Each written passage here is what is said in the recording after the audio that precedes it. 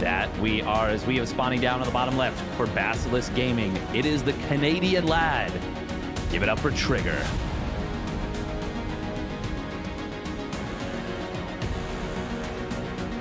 On the upper right side of the map in the red for Onside Gaming, the crowned king of North America. He is Neeb.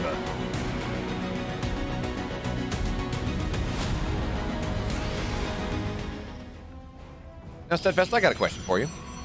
As this game gets started. When we look at the Basilisk logo, is it just me, or is it a mountain with an eye in it? Like, is a mountain that has an eye, like a Cyclopean mountain? Yeah, I could see it. Maybe it's like... It also maybe looks like it could be like a crown, but like there's no head underneath and there's just a jewel in the middle. I'm not sure. I'm not sure what to make of that logo. It's hard to say, but a mountain is definitely... I can see that.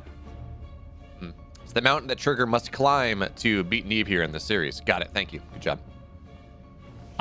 We've got something already a little bit interesting coming on in here from Neeb. Initially did cut that second gas and the pylon as well as a probe in order to try and slip out this Nexus.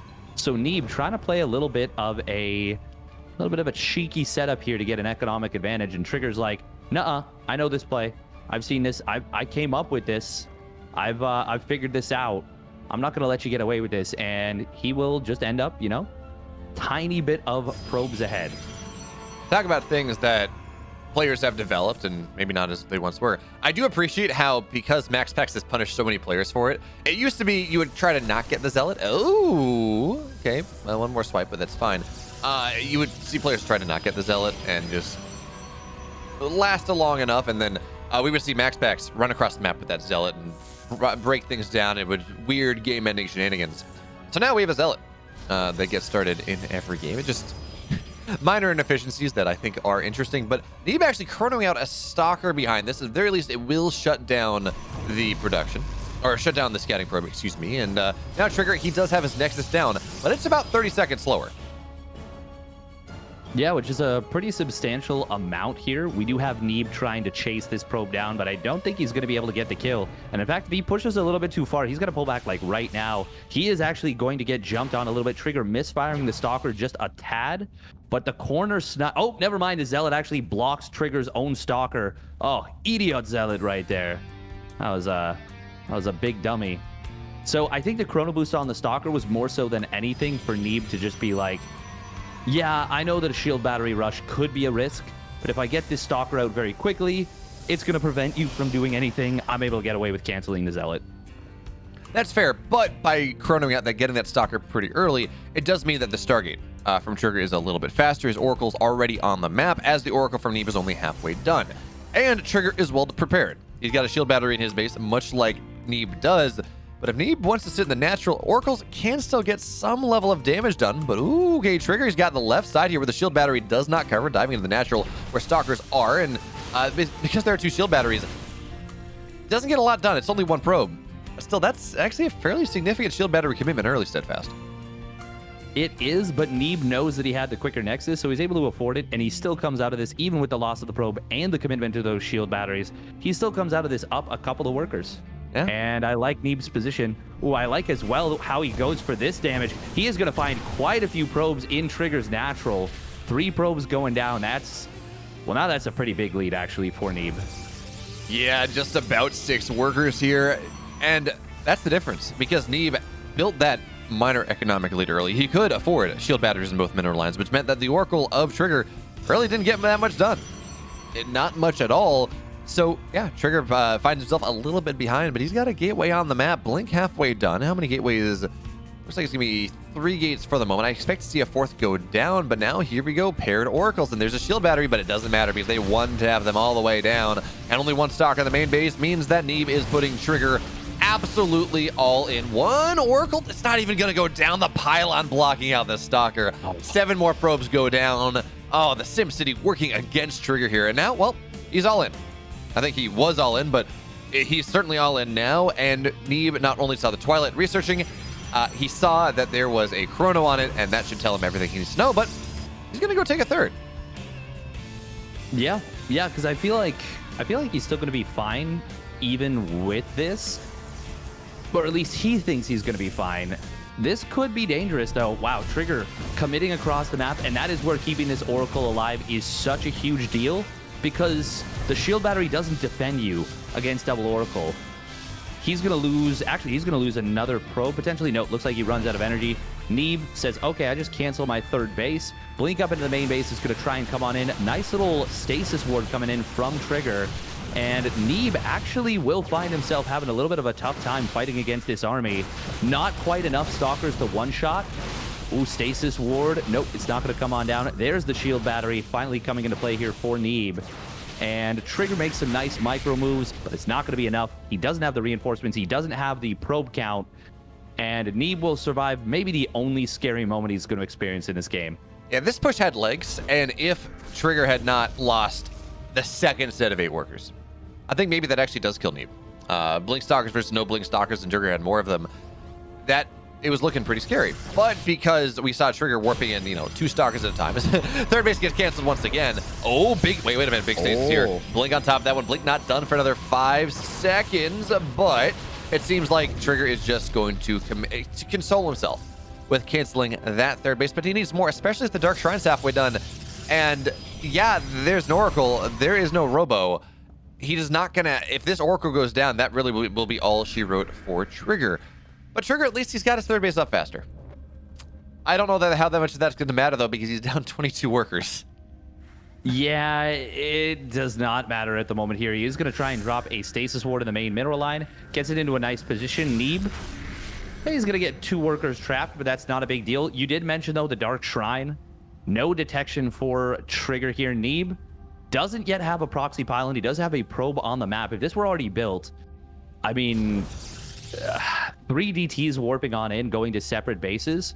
With the limited amount of Oracle energy that we have, it almost would be like there's no detection. Yeah, and we know that Trigger is not going to want to build more Oracles. He needs to spend every tiny iota of money that he has on building his economy back up again. But that just means, yeah, you're right, he's just not going to have the detection. Now, his Forge is just about done.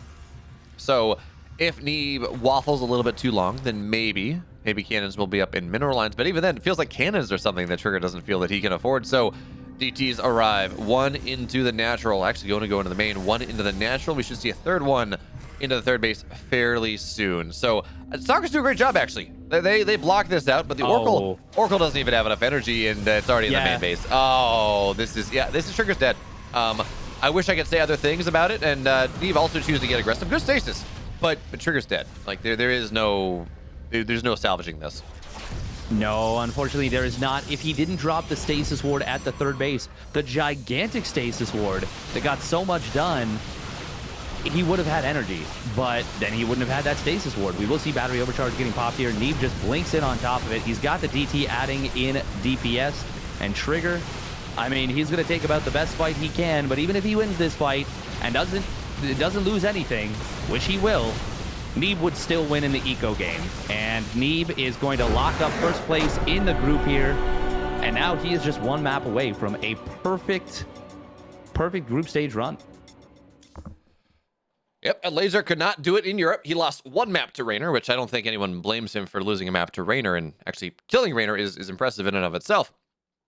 But Neeb trying to prove that he's just that much higher. I do appreciate we saw Trigger kind of... it felt like he was holding on until he killed the DT. Then he said, okay, fine, I'll leave now. The whole, we got to get the moral victory. I'm going to kill the Dark Templar, and then I'm going to leave, but not before. And, we hype up Trigger all the time. We say he's very good. That is actually, I was going to say, that's not the Trigger I'm used to seeing, but I have seen Trigger lose plentiful games to not just having enough Stalkers in his main, and then Oracles fly in and he loses everything, because he enjoys being so aggressive. But hopefully he can batten down the hatches on that one, give us a better game number 2. This one doesn't matter anymore. I mean, whoever wins the series gets $150, but it doesn't matter for seeding anymore, and maybe that takes the weight off of Trigger's shoulders. I don't know. We do have map 2 being Cosmic Sapphires, and you were going to say something, Steadfast. I was going to say there is something to that, and that'll be interesting to see if Trigger does maybe tighten things up a little bit here. Neeb, he got an advantage in the early game, and he really leveraged it quite well. It kind of put some extra pressure on Trigger to, for example, skip that shield battery, which Neeb then exploited. And then on top of that, it forced Trigger to feel like the commitment that he was making across the map had to do even more, which then left him even more wide open, which Neeb exploited even further. So it was just a matter of Trigger trying to get greedy in order to make up for small disadvantages, and Neeb making those advantages multiple times even bigger. Yeah. Oh, I do have an update, by the way. Creatures up 1-0 on Namestar. Oh, that is huge for Uko. That is massive. Is massive. That is massive for Uko. But, well, we'll keep you abreast of things as they happen. But game number 2 is ready, so we're going to get into it. That we are, and here we go, spawning up at the top left. At this point, he is just playing for pride, but he's also playing for Basilisk Gaming. Give it up for the Canadian lad, Trigger.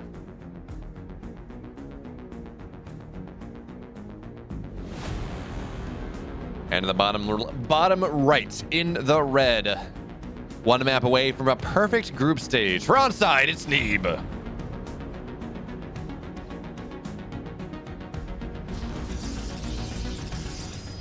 And we see a shift as we head on into game numero dos.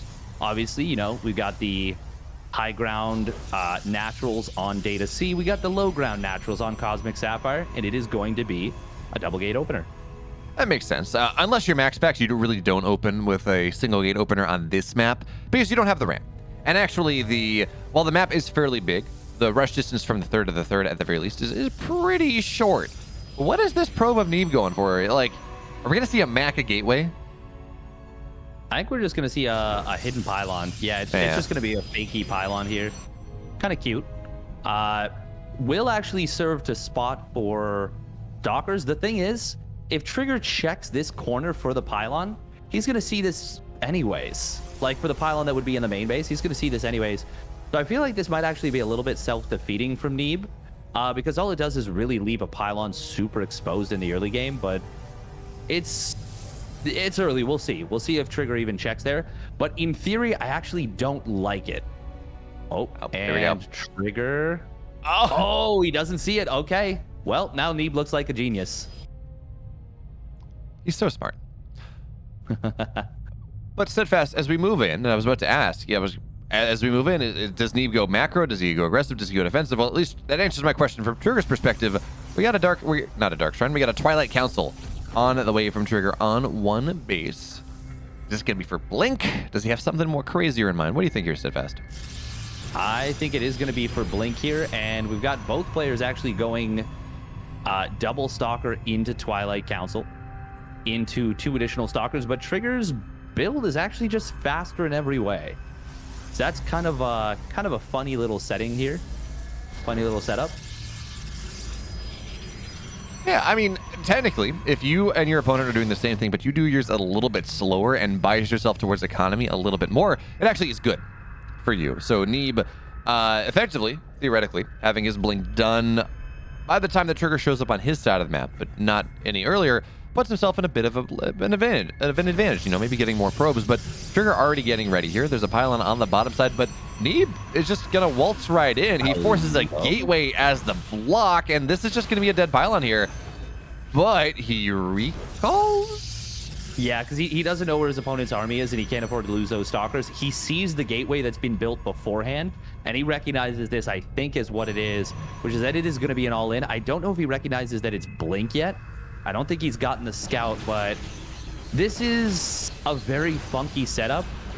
Neeb will have the much later blink. I don't think he can actually hold this Nexus as long as Trigger doesn't lose these Stalkers early on until, you know, his production actually kicks in. Oh, but actually, this could be a little bit dicey. No, Neeb's not going to chase. He doesn't know where those warp-ins or when those warp-ins are going to come. Trigger, though, I think he actually can get a lot done here. Yeah, Neeb, he doesn't have a pylon or a shield battery at the natural. I feel like this has a lot of potential right now for Trigger since he's going to have 1 or 2 extra Stalkers and the blink about 10 to 15 seconds earlier. Well, at least he will have Guardian Shield, but will Neeb, and he will have Force Field. So there is that. As notice, he's actually leading with the probe here. Hallucination. Sorry? He will not have Guardian Shield now. He just dropped a hallucination. Trigger's just going to blink on forward. This feels like Neeb might just be dead. Yeah, he made the wrong moves. He had the wrong reads, and now there are so few stalkers on the field. Trigger blinking backwards individually because he does not need, he's not under pressure to put them in groups. So 6 probes have died. Stalkers blink onto 1 stalker because that's really the only stalkers that Neeb has. And Neeb, your chances of an undefeated tournament, at least an undefeated group stage, they're all done. They're dusted. There's a shield battery on the high ground that Trigger will try to knock down, and there's nothing going to be stopping it. Probes have to get pulled here from Neeb, and he can't even afford that. He's down workers here. The stalkers are too good. Blink is done for Neeb now, and he does have that going for him, but Steadfast, it's 9 stalkers to 3. I'm sorry, that is not a winning position here if you're Neeb. No, it is not. Trigger even dropping a pylon. He might want to drop his own shield batteries. As long as Trigger doesn't botch this, it just, well, never mind. It's all over. Well done, Trigger. Gives himself an opportunity to still beat Neeb. Takes a very aggressive stance in game number 2. And will eliminate the chance of an undefeated bracket. And now there's only one player that can have an undefeated group stage in all of DreamHack EU and North America, and it is just Estrella. And do we really think that Estrella is going to 2-0 Scarlet? I mean, it's possible, but it's possible. I would not bet on it. Yeah, I think that's a 3-game series. So, well, I also didn't think that Elazer was going to beat Raynor. So I also didn't think Garo was going to beat Cyril. I also didn't think Gung Fu Bandit was going to beat Max Pack. So I've been wrong all day. And I've been loving every minute of it. So who knows? Who knows? Yeah, it's going to be up to fate. We're going to see what happens here. Now, do we have any other updates from the bracket? Looks like, Peely is up 1-0 over Uko. So Uko, he gets the help from Creature, but he doesn't get the 2-0 at the very least, which means now he needs to root for Creature to defeat Namshar overall, and Uko needs to pull the comeback and take a 2-1 in order to advance. Yes, and by the way, I was slightly incorrect. Creature had a 1-0 lead but didn't win the map. Namshar was assessed a 1-map penalty for showing up late. Oh, so it was what we were talking about. So, oh man, Uko getting the help from the gods, as it were, but not able to exploit and take advantage of that just yet. Yeah. But yes, so Namshar, by the way, he did take game 1, game 2, whatever you want to call it. It is tied at 1-1. And I think Namshar I think Namshar takes game 3. Creatures looked okay, but he's not looked at the level of these pros and these former pros. I think we consider Namshar semi-pro, former pro, used to be very good. Now, certainly good enough to make the playoffs here of DreamHack North America. But Steadfast, we're moving into game 3 here of Neeb and Trigger. We've had one game that was very Neeb favored because of some mistakes Trigger made. Then we had one game where Neeb had the wrong read and Trigger just kind of slapped him. Inside and Out is map 3. Who wins this series? It's still going to be Neeb. I think it's still going to be Neeb, but I want to believe in Trigger. I do too, but yeah, I agree with you. I think it's probably Neeb 2-1. We're going to find out, though. Map 3's here. That it is, and here he is, spawning up at the top right for Onside Gaming. It is Neeb.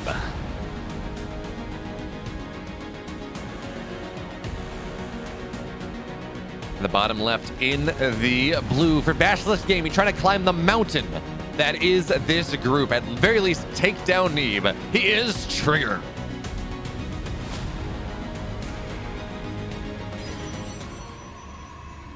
And you know, Steadfast, I do have one stat for you. Every player going into today, actually that's not even true, but every player that's going into today undefeated has lost. Unfortunately, for that fun stat, we did have Elazer 2-1ing Raynor, so we can't quite lean on 2 for 2, they lost their series, but 1 for 2. That's something. I mean, and they still lost the map. Like, oh yeah, no one but has that's already kept happened. it undefeated. Yeah, but I mean, yeah, that's fine. Yeah, we'll see which way the dice rolls, which way the cookie crumbles. By the way, it is 2-gate versus 1-gate Expo, and Trigger able to get away with the gate Nexus, which is such a massive advantage versus the 2-gate opener. If you don't put on a lot of pressure, if you don't find a way to equalize, Neeb putting himself into a bit of peril here already. That, or he just has aggression on the mind, and he's got to build, because he knows that Trigger is going to be going single gate expand. That Trigger is, I'm not going to say he's quite max packs level in terms of just always doing this, but he's pretty close. So if your prep says Trigger does this every game, we're going to see, yep, there we go. Pylon on the map here from Neeb. Probably just 3-gate aggression. Like, realistically, seeing this pylon, I think we just see a third gateway go down, and Neeb looks to shove Trigger's face in. Yep. I think he's going to wait for his first 2 stalkers to pop out. He's going to drop a chrono boost on the warp gate, and there it is. There's that third gate. Will Trigger figure this out? Trigger is the kind of player that loves going for a quick robo after this, and it's good. It's good against this specifically, but it is still tricky to make the defense happen. But of course, well, Trigger, he's pretty good at this kind of defense, and he scouts it almost instantly, so knows exactly what's up. There's the robo coming on down. Just needs to make sure that, one, he doesn't have a single pylon getting picked off easily. The sentry is a very interesting choice. I don't think I like it. I would much prefer a fighting unit. Yeah, I'm actually very confused by the sentry. I mean, let's be real, Steadfast. The tickle beams, so powerful, but oh, the next level of things. It's not a 4-gate. You can afford a little bit more than just your 3-gate production. I gotta point this out. I'm somewhat surprised to see the robo go down to the natural. Yes, you do have the rally. It keeps your immortals very close to where the fighting is. But on the flip side, it leaves no room for guessing in what Neeb has. He knows exactly what's happening. Here's the Stalker rotates backward, but it's 4 Stalkers to 1. Shield batteries are good, but how good are they? Second Stalker will arrive, and actually that's going to tell Neeb that, yes, there is an, good force field. That's exactly what it was for. So he pairs down 1 Stalker here, and as the depths look to shade in, we need to see the wall happen. Wall. Got it, okay. But now these Stalkers on the other side of things, and that is not necessarily the best situation here, but now there is no shade on these adepts. So more Stalkers will arrive. Immortal halfway done. For right now, this is, well, okay, we're good. This is looking pretty good for Trigger, but that Oracle terrifies me, Steadfast. Well, it actually doesn't scare me that much. There's already a shield battery here in the main mineral line. Trigger knows about this kind of trickery. He has done it himself. Now he's got the Immortal out.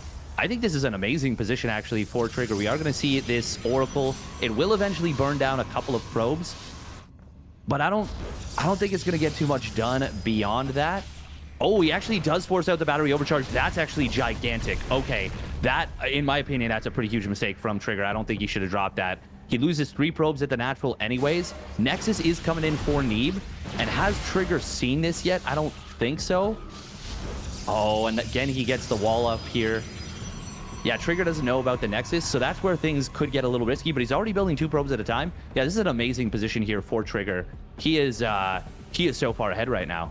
Oh, I love the fearing of the Stalkers and the Warp Prism, just making sure that this Oracle doesn't get much done, because he knows that eventually there will most likely be a second Oracle made, and that means those shield batteries not nearly as powerful. But look at what Neeb is doing. He's trying to force this to get canceled or to complete, but it cancels it. Oh, the double blind there from Trigger. He calls Neeb's bluff. He does, yeah, and Neeb could have committed, but then he would have lost a whole bunch of stuff. And the Warp Prism being able to ferry units to either side of this defense is so good for Trigger. And now Trigger, he's up 8 probes. This double Oracle needs to get a ton of damage done, and the Stalkers are well positioned. It is still going to be able to find quite a few workers. No target fire coming in from Trigger, so he splits his damage between the 2 Oracles. That is actually a bit of a problem, and now there's no worker in the wall. Uh-oh. I mean... Oh, no. I know he's baiting this. And Neeb does not complete. You saw the Stalkers there outside of Oracle, or outside of Adept Vision. He wanted to knock them off, but now he's finding himself on the low ground here. Adepts are fighting pretty well, but there's so many Stalkers, and Neeb, well, I should say Trigger, he just has Blink, and he's going to get that Adept down as well, so nothing in his natural here. Immortals are doing a great job. Neeb is forced back, and despite the damage that the Trigger has taken, he finds himself up 2-3 workers. He's got his Blink on the way. And as long as he defends the next round of Oracles, because I think one of them went down, he should be fine. But there are no Stalkers here. Probes have to get pulled. Trigger has been victimized so hard by Oracles in this series, and that will continue. Yeah, it certainly will, but he is still fine. And the War Prism plus the Immortal represents so much threat. It's 2 gates to 2. Is there a shield battery at the natural? There is, but it is rather exposed. Oh, man, it looks like Neeb may be misreading this a little bit. He was thinking there could have been a Blink into the main base, but Blink is, of course, not done. And I feel like Neeb should know that Blink couldn't be done here. But he's playing it a little bit safely. Third Nexus starts up quite a bit faster for Trigger, and I like that Trigger's not going to push here. Neeb, he's going to be pretty well defended against this. I think Trigger is massively ahead, though, as long as he just doesn't commit in to take a bad fight on an overcommitment. Absolutely. Now, we just see another Oracle on the way from Neeb, wants to get back to that two-shot potential. And I love how close the Stargate is to the third base of Trigger, which, by the way, you want to talk about being ahead. That's why Trigger is ahead. But it's building, so it doesn't have vision on the Stargate just yet. Yeah, he has no idea. Yeah. Unfortunately, two ships crossing in the dark. But it will work out, as now the Nexus should complete. So Stargate revealed, and now it should go down. But I believe the second Oracle did pop. So at the very least there. Didn't see it. Yeah, okay, so blinked out on both sides. Oracles look to dive in. Do we have Stalkers warped in here? We have one. That's not enough to really keep this alive. Ropes have to get pulled, and the Warp Prism goes home, but it's not with Stalkers in tow. Even still, one Oracle will die, and that means no more damage potential, but 6 workers fall. Even still, though, Trigger, he's up 3 workers. Stalkers, though, from Neeb, they will arrive, but do not take the fight they want. And Trigger, now with less threat in the main base, he should be able to keep this third base alive. Yes, he does need to pay attention to these Stalkers. Does lose one of them with no micro. Can he get a return kill on the cornering? Almost, but not quite. 20 HP. The Stalker does wander away. It is worth noting as well, Trigger's got a lot of units that are deep in terms of hull damage that they've taken. Still, Trigger, I am loving his position. He's up 7 workers. He's got a 4th Nexus coming down before his opponent's 3rd Nexus completes. He's got +1 nearly done. He's got a robotics facility that Neeb does not yet have, and the Forge for Neeb is just now started. Yeah, Trigger's in a massive lead right now. That he is, but the question, as we move into the mid game here, I guess, do we call this the mid? I mean, by time it's the late game, but as we move into the mid game here, where does Trigger look to leverage that advantage? Because, as a wise man once said, if you can't go high ground, your lead is false. If you cannot take your advantage and turn it into something that wins you the game, it doesn't even matter. Neeb will eventually build his worker count up. Neeb will eventually, it might take a while, but will eventually get caught up in upgrades. So how do you leverage this into a greater advantage so you can take the game? Because even as a bad position Neeb is in, and he's in a horrible spot, I think if the game goes to 6 bases and Neeb's able to stabilize, I think I still favor him in that scenario. I mean, generally, yeah, he's got the experience for sure in that super late game. But the big thing is going to be, can he get these disruptors out without taking any significant losses while on his way there?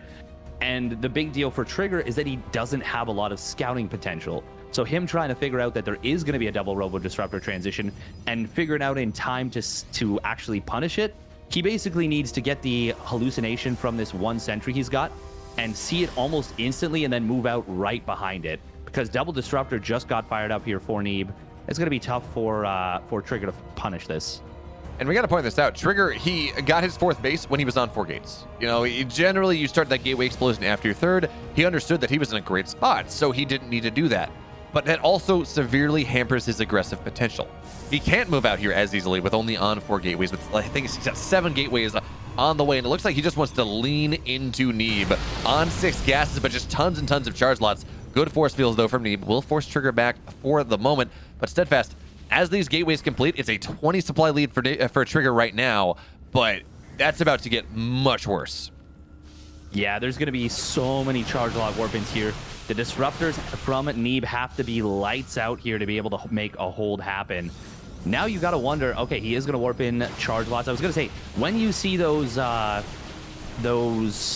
disruptors, you might elect to not go for the warp-in of Zealots, but it looks like he does want to go for this. He does save the sentries for for Guardian Shield as well. The first 2 disruptors getting absolutely nothing done, but there are 2 on the right here. Neeb is going to be able to force Trigger back. Trigger does eat a bit of a decent shot. We will see a blink forward grabbing one of the disruptors. Another one will go down, and Trigger has now kind of forced Neeb away.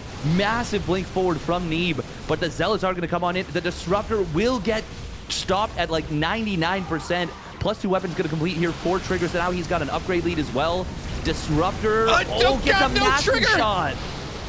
That's such a mistake there. He's going to lose a 3rd one as well. He doesn't have any blink cooldowns. He thought he had the opportunity, and he's still economically in a good spot. He's still got an army supply lead, but he blinks in, does not get the disruptors. There's a 3rd one that comes in from the robot that he did not kill. And now he's only up 2 army supply. Yeah, he's got upgrades, but this is no longer a kill position for Trigger. It's a, okay, maybe I'm going to trade well enough. Whittlings forward, gets another disruptor here. Immortal should fall as well. Maybe I get some economy. Maybe I knock some tech down. But Trigger just blundered the hell out of that. I think there's still kill potential here. There's only one disruptor coming in at a time. It will come on in, tries to get an okay shot, gets nothing. Neeb just microed it so bad right there. We're going to see a blink forward. There's no shield battery available at this base. The +2 Zealots are ripping and tearing their way through these Stalkers, and despite the big disruptor shot initially from Neeb, Trigger with the charge lot warpings, the 12-gate setup, is able to drown Neeb and Blood, and he is going to take this series 2-1.